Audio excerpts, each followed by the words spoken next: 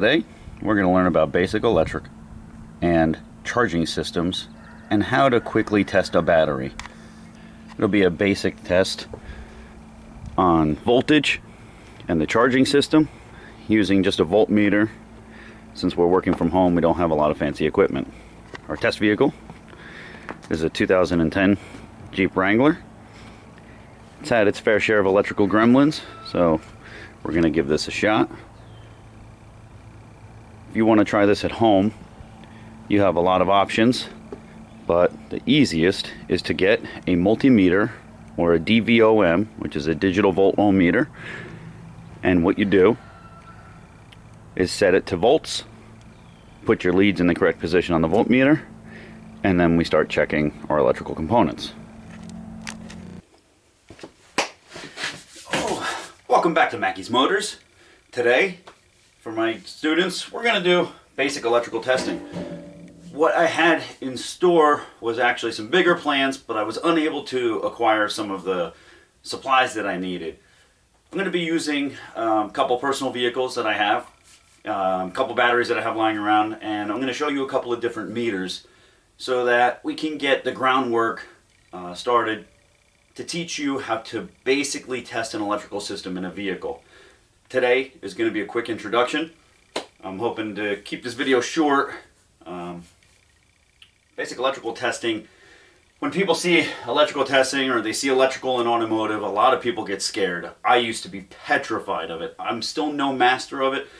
My coworker, Mr. Brian Ward, is probably one of the greatest automotive electrical teachers I have ever known or encountered.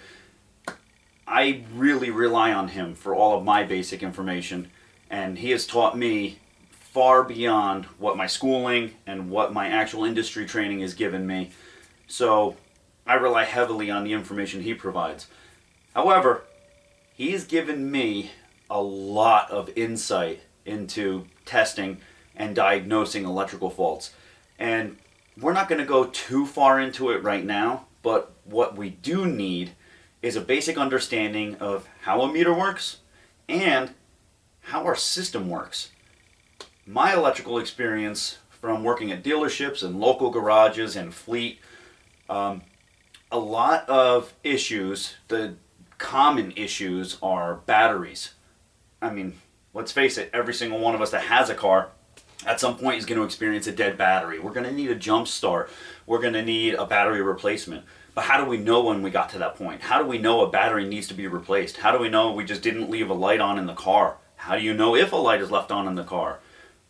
There's a lot of questions that come up, and a lot of people, the biggest common mistake that's made is people always tell me I don't need a jump start or I don't need a new battery because my radio still works or my headlights work or everything else is working, the car just doesn't start. I try to tell everybody the same thing over and over and over again. There's two different ways that we measure the power of a battery, and we're going to get into that. So a lot of the times what the biggest mistake is because everything else works, my car should start, I don't need a battery.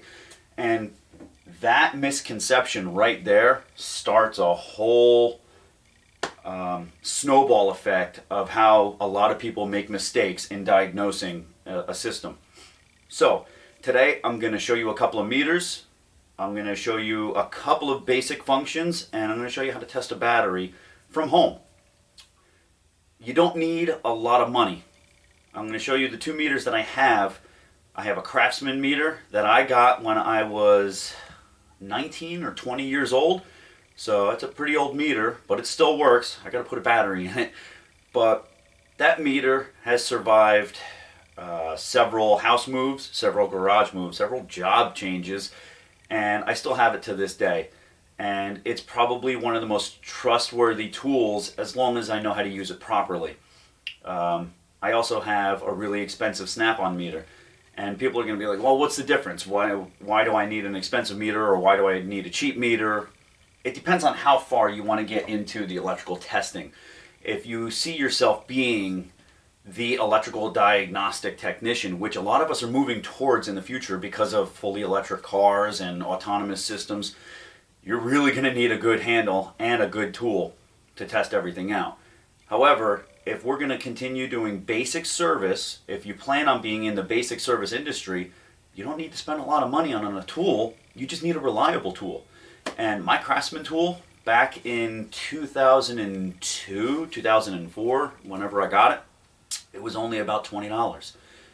Now, we can get Snap-on or Fluke meters, which are upwards of $600 and $700. And people say, what's the price difference? Why? And it's the function of the tool. Some tools are just basic electrical readers. They read current, they read amps, they read voltage or resistance. Other tools go way, way further. You can get some tools, you can see waveforms, you can see hertz, you can see a lot of other electrical components and how they work. So it depends on how far, like I said, you want to get into diagnostics. But for now, today's lesson is just basic electrical testing. We're going to test a battery. I'm going to talk about some of the common terminology that we're going to be using, and hopefully we'll move forward. Going further into electrical, I'll show you how to diagnose circuits and things like that. So we're going to go down to my test vehicle, the 2010 Jeep Wrangler. I'm going to show you the two tools that I have, and we're going to start right away by basically testing the battery and making sure this battery is good to go with all of the electrical loads that I have on it. So let's go downstairs.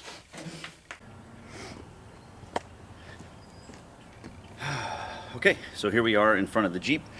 I'm going to sit on the bumper so I can be in the camera. Right here I have my 2 meters. This is my Craftsman meter. It's a digital volt ohm meter, so we call it a DVOM. Multimeter is what a lot of people call it. Got a black lead and a red lead, positive and negative. Which one is which? In America, the red is always positive, the black is always negative, and most other countries have moved to the exact same type. British cars were actually reversed.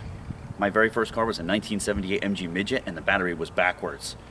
The negative lead went to the red wire and the positive lead went to the black wire. Really confusing when I was just very, very basic auto learning in my garage with my dad, and I was 16 years old. So that was pretty crazy, and it screwed me up for a while because then I thought every other car was like that. Oops. So this was a $20 meter. Then got the Snap-on meter. Now this is an automotive multimeter. It's got every single function known to man. It's digital. It's got a processor inside. It's got a million different functions. We have a function button that controls 1, 2, 3, 4, 5, 6, 7, 8, 9, 10, 11, 12 different internal functions to test all different stuff, from setting a range to AC and DC voltage to checking high levels and low levels, triggers. You can even check ignition misfires with this tool. Today we're going to do just a basic voltage test, and you got to make sure your meter's hooked up in the correct place. So reading the bottom of the meter, we have volts, ohms, hertz, and diode check. This is our common, which is the ground. On this side we have amps, and then we have microfarads and temperature if we have the appropriate attachments, which are different leads. So we're going to put the black wire into the common, and we're going to put the red wire to the V, which stands for volts. We're going to turn our meter on to volts. It beeps, and then we have to check the screen to make sure it's on volts DC. DC current is direct current, which is automotive batteries and anything with a battery. AC current is called alternating current, and that's the current that comes off of your power lines into your house. Way different type of power. If you have this set up wrong, there's 2 internal fuses inside here, and you can blow them if you're reading the wrong type of electrical current. So I have it set to volts. I take my 2 lead ends, and we're going to go to the battery.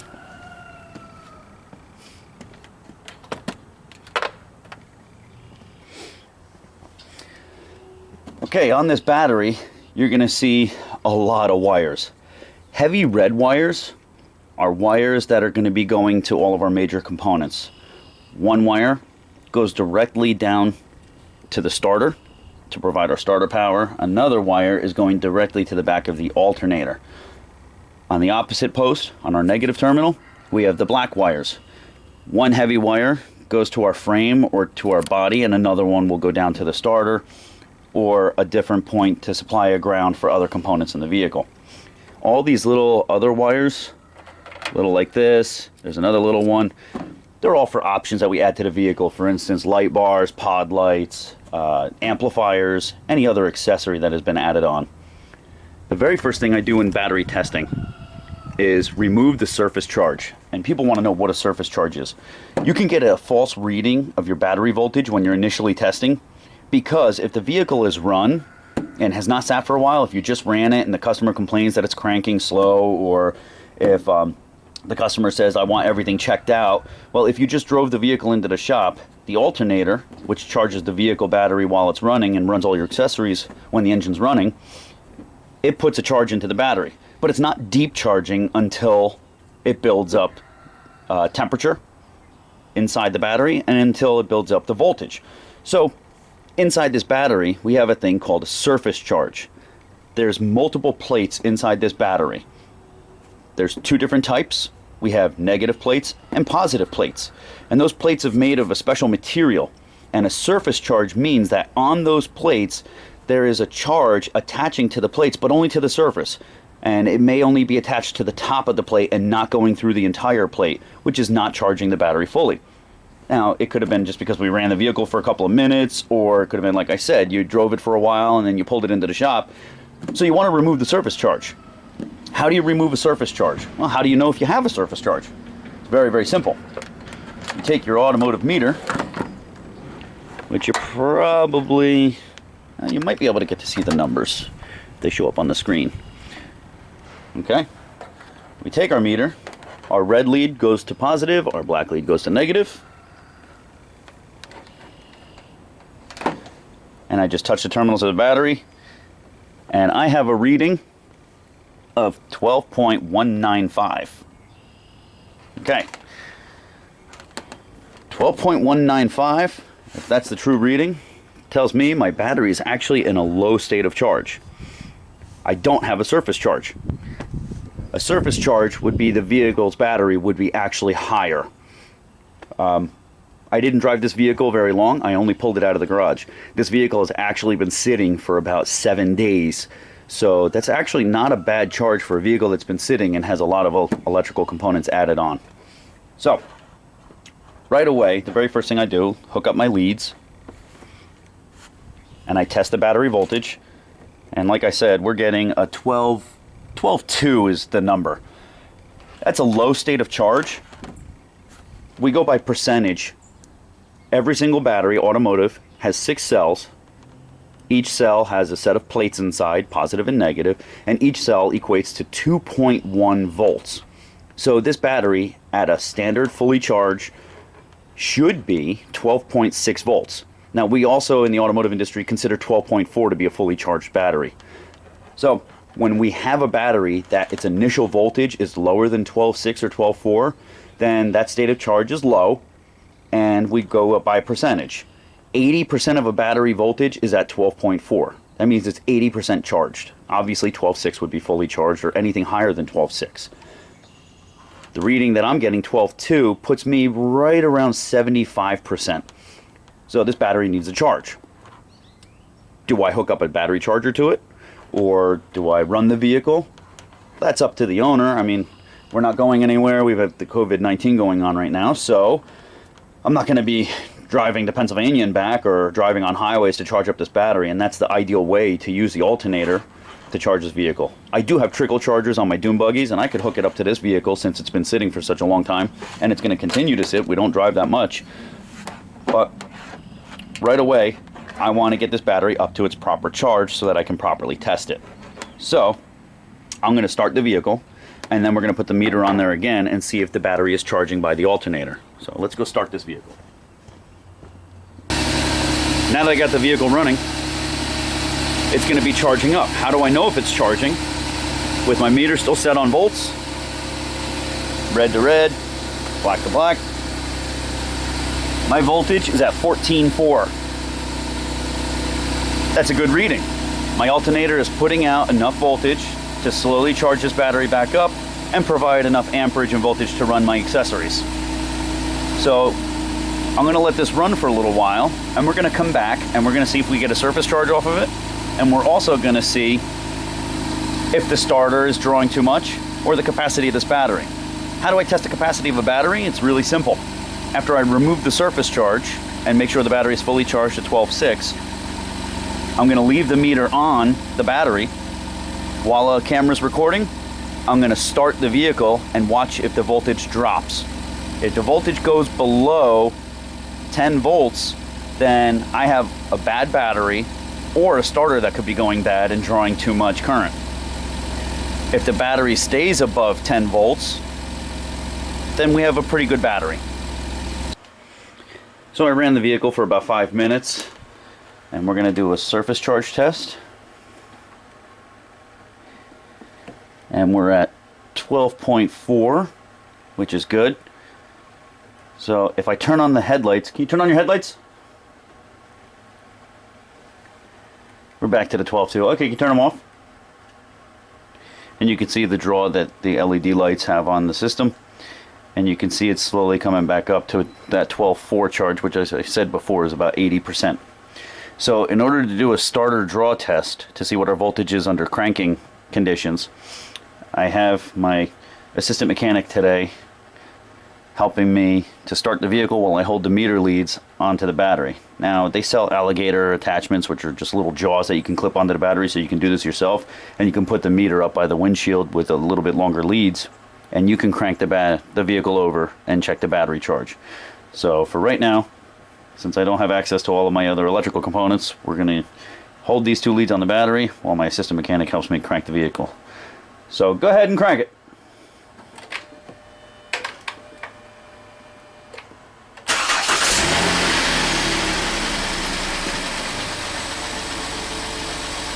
Okay, so our cranking voltage looked like it hit around 10.8. I'll have to review the video. Almost right away it starts jumping up and charging. The average charge rate should be between 14.2 and 14.4 for a low battery, and 13.8 is the low side. If we go below 13.8, our alternator might not be putting out enough, and if we go above 14.4 to 14.5, the alternator may be putting out too much, and we got to be careful because putting out too much voltage could be a bad regulator inside the alternator, and that could eventually kill our battery because it boils off the water and acid mix inside the battery. So we're at 14.3 now, which tells me the alternator is charging properly. All right, you can shut it off. And once the vehicle is shut off, it'll slowly trickle down as it loses its surface charge.